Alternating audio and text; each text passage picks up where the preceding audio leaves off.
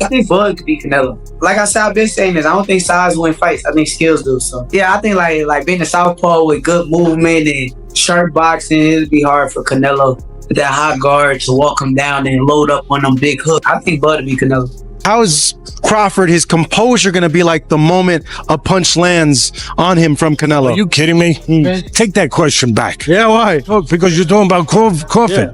He's the Weight classes. He's the most composed guy. And what, you don't think he'll be prepared? You think it'll be a shock to him? The much-anticipated showdown between Canelo Alvarez and Terence "Bud" Crawford finally happened during a high-stakes face-off ahead of their mega super middleweight clash on September 13th, 2025, in Las Vegas. During a dramatic moment at the Riyadh Season press event, both fighters stood face-to-face before global media, exchanging intense glares and bold statements. The face-off was tense, theatrical, and electric. Canelo's piercing stare clashed with Crawford's cool composure, foreshadowing a brutal matchup of power versus precision. This fight, hailed as the battle of the century, features two pound-for-pound greats clashing for undisputed super middleweight supremacy. More unrelated to this fight, but Turkey made it seem like you weren't going to be promoting the Terence Crawford-Canelo fight. Is there anything you can kind of clear up on that? He made it feel like I wasn't? Yeah, well, he said that someone else was promoting it. He didn't say no TKO. He just didn't include your name in a tweet, and people kind of freaked out online about, like, where'd Dana go? I'm going to tell you what's awesome, man. So there's a lot of things about boxing, but they don't say, I mean, nobody talks. It's the most amazing thing. Canelo Alvarez, the legendary Mexican champion, holds titles in 4 separate weight divisions and currently reigns as the undisputed super middleweight king. Known for his crushing power, elusive defense, and versatile boxing skill set, Canelo has built a legacy by defeating some of the sport's biggest names, earning his place among the most elite fighters of this era.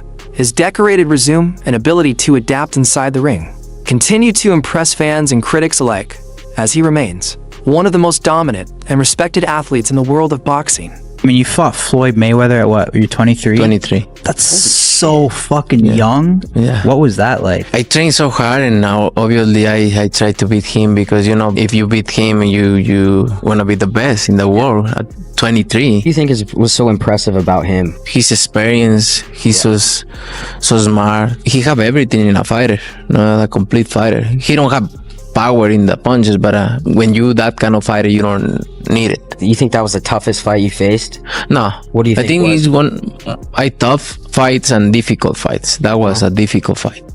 Canelo is beating these guys with all 5 layers of defense. Number 1, feet. Number 2, elbows, hands, shoulders, and the mind.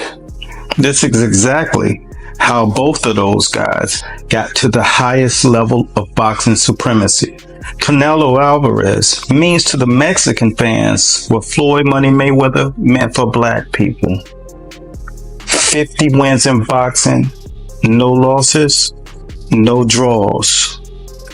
And follow for more. Terence Crawford, hailing from Omaha, Nebraska, is a multi-division world champion with belts in the lightweight, light welterweight, welterweight, and super welterweight classes. Crawford has become famous for his rare switch-hitting style, high boxing IQ, and lethal knockout power.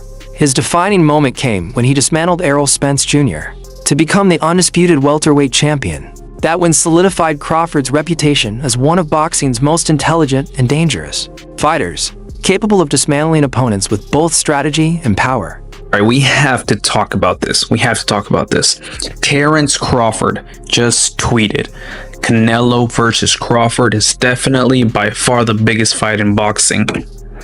This guy is not playing around. All right. Crawford, pound for pound, number 1. Canelo, biggest star in boxing still at the moment. Anywhere. I'm not talking about just in the US, Mexico, the UK, everywhere. Canelo is now open. At first it was, hey, I can't go down to 160. I can't do a catch weight of 160. If he wants to fight me, it's gonna be at 168. Plus, I'm not gonna get any credit if I beat a Terence Crawford. It would be like Terence Crawford fighting Tank, moving 2 weight classes up, and I'm not gonna get credit for that. Terence Crawford is a special fighter. He is like a Floyd and a Manny that can move up to weight classes, carry his power, can beat up bigger guys. He's a special. Alvarez stands tall as a dominant figure in the super middleweight division, With a remarkable record of 63 wins to losses and to draws, including 39 knockouts. His championship accolades span for weight classes super middleweight, middleweight, junior middleweight, and light heavyweight. In 2021, he made history by becoming the first undisputed champion at 168 pounds. That accomplishment cemented his status as an all-time great and a true pound-for-pound icon in modern boxing history. Canelo needs to understand he's a different fighter now. The deterioration is there. He's not the same guy. He's not that destroyer who's looking for knockouts early and keeps a pace and a pressure on you. He throws 30 punches around. You're not the same guy. So telling everyone you're going to knock them out and then going into, 6 decisions in a row now? Scores a knockdown every time, the power's still there. The problem is the pace and the ability to carry on and push. That's the real difference, and that comes with age. He's 34 going on 45 at this, as far as I'm concerned. He's got a ton of fights, been around for a long time, doesn't have that same desire, the same drive to take the chances against these younger, bigger guys, because he is fighting younger, bigger guys. So you got to keep that in mind as well. Now 34 years old and standing at 5'8", Canelo blends power, speed, and veteran experience, making him a dangerous foe for anyone. His most recent victory, a dominant decision over William Skull, in May 2025, affirmed his continued excellence. Despite the rise of hungry younger contenders, Alvarez's elite timing, footwork, and fight intelligence continue to separate him from the pack. His technical mastery ensures he remains one of boxing's most skilled and consistent performers. Today, when he fought Canelo and he was like standing right in front of Canelo and Canelo's just whiffing, it was a life lesson. And then you look at how good Canelo's head movement got after that fight when he realized it. I mean, my God, when he fought Danny Jacobs and Canelo's just standing right in front of him, bobbing and weaving. That's all what he learned from fighting Floyd. Crawford emphasized that size wouldn't be the deciding factor in this bout. He reminded reporters that he and Canelo share the same height, and in fact, he owns a longer reach. Canelo's heavy, Crawford said, but not big. He's 5'8", and I'm 5'8" with longer arms. He dismissed any talk of a size gap and stressed that the real difference lies in their usual weight classes. While Canelo has fought as high as light heavyweight, Crawford has gradually climbed from lightweight to junior middleweight. Has the Canelo fight, realistically left your mind once he said he's not interested, or you still pursuing it? Not at all. I think business talk. With the right business come across the table, it'll happen.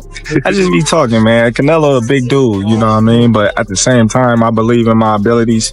He's a heavy dude, but he's not a big guy. Like, he's 5'8", I'm 5'8", you know what I mean? My arm's longer than his, so that fight would be good. How is Crawford, his composure, going to be like the moment a punch lands on him from Canelo? Are you kidding me? Take that question back. Yeah, why? Oh, because you're talking about Crawford. He's the weight classes. He's the most composed guy. And what, you don't think he'll be prepared? You think it'll be a shock to him? No. He's already moved up 3 weight classes. So now you're talking 6. If you add on 3. Crawford has the ability to slow things down in the ring that very few people have, and to see things that nobody else can see because he slows it down. Yeah, he's got great power. He carried it up. Yeah, he's got good hand speed. Yeah, he's got all that. He's got good technique. His coaches do a tremendous job with him. But the timing is impeccable. It's better than anyone else's. Why? Because of this. When a guy has that ingredient, and very, very few have, I can't count him out in anything. After originally dismissing a Crawford fight, Canelo changed his stance, saying he's open to any bout that makes sense financially or legacy-wise. Crawford chose to skip a tune-up match, believing it might create more problems during his jump to 168 pounds. Taking on Canelo without a warm-up bout is extremely risky. Analysts widely agree that Crawford may struggle at super middleweight, especially against a technically skilled and battle-tested champion like Canelo. Many believe this showdown is driven more by business than sport. How is Terence Crawford going to beat Canelo Alvarez? We need to talk about it. When we look at the guys who've had success with Canelo, we'll look at Bivol, we'll look at Golovkin, we'll look at Floyd, and we'll look at Lara. Yes, I'll throw Lara in there. Why not? I think all these fights are absolutely irrelevant coming into this bout. Some of them are just dated, or some of these guys' style just cannot apply. For example, a guy in Lara. If Crawford wanted to fight how Lara fought Canelo, he would probably gas out in 7 rounds, or if he made it 12, he just wouldn't get that decision. It's that simple. Let's take a guy in Golovkin. Crawford just simply does not have the punching power, nor do I think he has the gas tank at 68. He's not a good enough puncher to try to fight Canelo like Golovkin. He doesn't have the physical traits, even in the chin department. Then you have Floyd Mayweather. While both can have a bit of similarities, the speed, reflexes, technical prowess, IQ, timing, counter punching, lateral movement, it's just too much from Floyd. I don't think Bud could take much from Floyd's game plan to implement it into his own success in September. And then you have Dimitri. The speed, the technical prowess, the IQ, the length is too much. So essentially, Terence Crawford is going to have to beat Canelo in a way that nobody has ever beaten him or gave him any issues in. I'm gonna tell you exactly how Crawford's gonna fight. He's gonna fight like his damn self. It's too late in his career to change up the game plan. It's too late in his career for him to want to change up the game plan coming to a fight of this magnitude with a style he's never fought before. That would be a recipe for disaster. He's going to be more than likely off the back foot. He's going to be looking for counter shots. And I think there will be a point in this fight where he's simply just trying to survive. I like Crawford. He's an amazing pound for pound fighter. A different animal at 168. This is one of the greatest of all time. I see win scenarios for him, but I don't see him being realistic. I can see him fighting off the back foot, using his speed, timing, and feet to stay away from Canelo. But that's very, very, very unlikely. Damn near impossible. In a lighter moment, Canelo reportedly called the Crawford fight easy money, implying a possible $150 million payday. That enormous figure is a key reason this fight has gained steam. As a crossover event, the earnings potential is massive. Due to both fighters' global star power, Crawford fired back, accusing critics of doubting his ability to bulk up. He pointed out that while Canelo gained weight and lost fights, he's winning.